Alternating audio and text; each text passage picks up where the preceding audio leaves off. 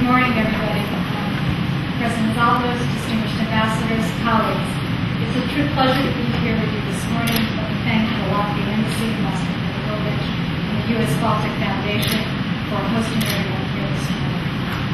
We are very excited about the prospects for the growth of U.S. and economic ties and business ties between the United States and the Baltic countries.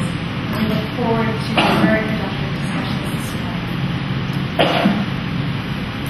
We think of Estonia, Latvia, and Lithuania as our most closest friends and most loyal allies. And I have to say, it is truly fortunate. I thank every day that I have the pleasure of working with the Baltic republics.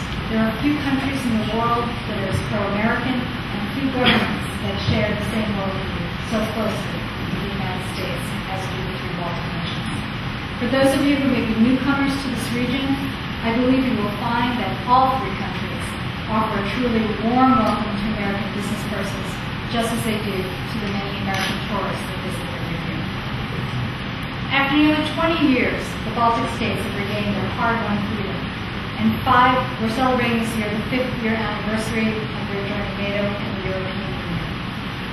Over this time, our relationship with all three states has become very broad and very dynamic. Our security relationship provides the cornerstone of our close friendship with all three states. And while I don't expect these security issues will play much of a role in any business or investment decisions, I do think it's worth discussing them briefly because it reflects the depth of the American commitment to the Baltic republics as well as the extraordinary strides these countries have made over the last 20 years.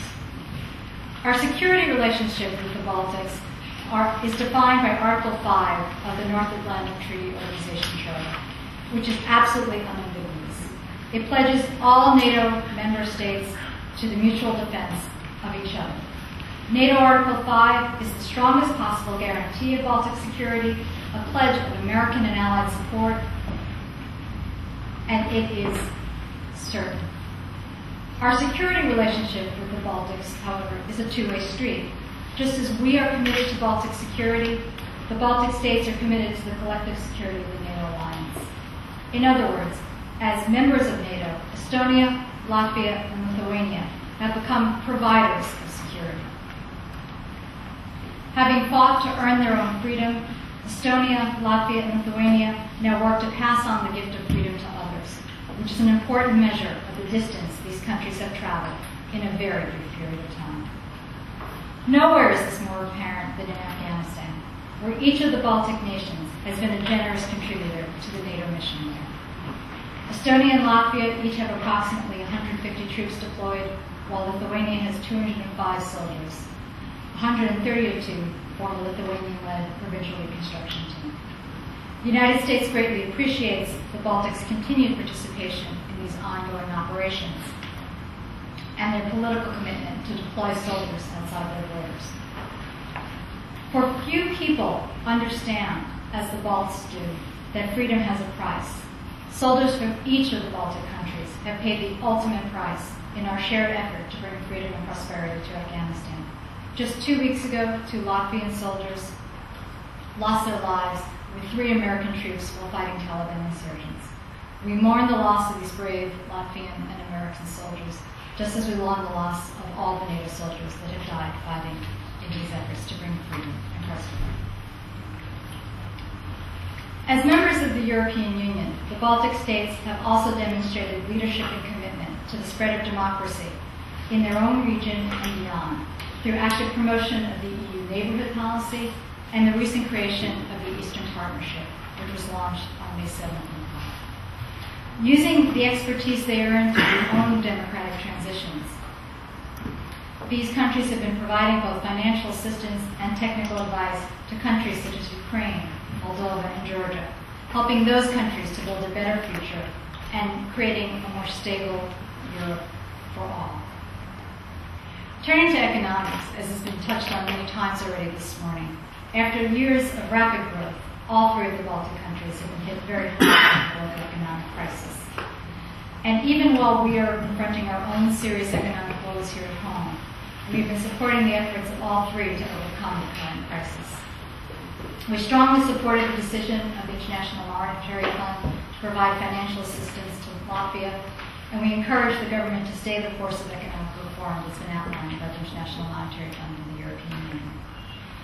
Likewise, we encourage Estonia and Lithuania to continue down the path of fiscal discipline, which we believe will help them provide a strong foundation for the needed return to prosperity. An important factor in the future prosperity of all three of the Baltic states is the diversification of their energy sources. Last month's Baltic Energy Summit in Vilnius represented a significant step forward, particularly the agreement to build an undersea electrical cable from Sweden to Vilnius and the construction of additional energy infrastructure intended to integrate the Baltic energy market into the broader European market.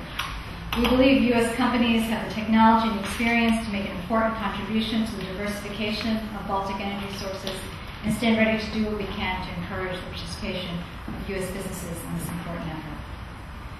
In recent years, all three countries have made tremendous strides in improving their competitiveness and their business climates. The United States has worked very closely with institutions in all three countries in helping them to do so, and we will continue to work with them to improve the business and investment climates in each of these countries.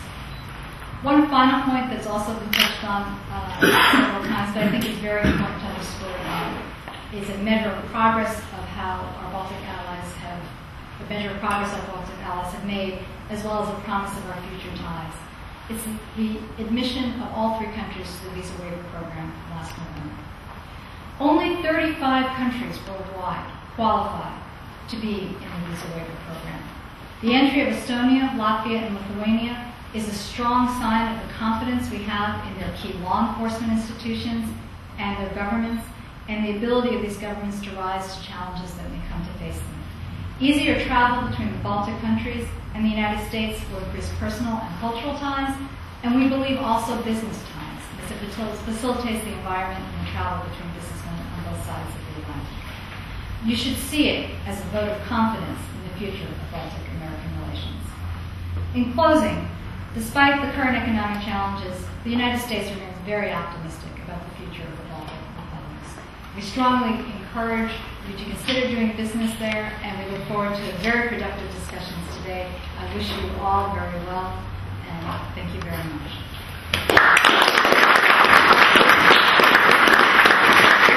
Thank you very much, Secretary. Our next speaker is Acting Deputy Assistant Secretary of Commerce for Europe, Mr. Jay Burgess, and since 2009, Mr. Burgess has served as Director of the Office of European and Country Affairs within the European Bureau, the Commerce Department's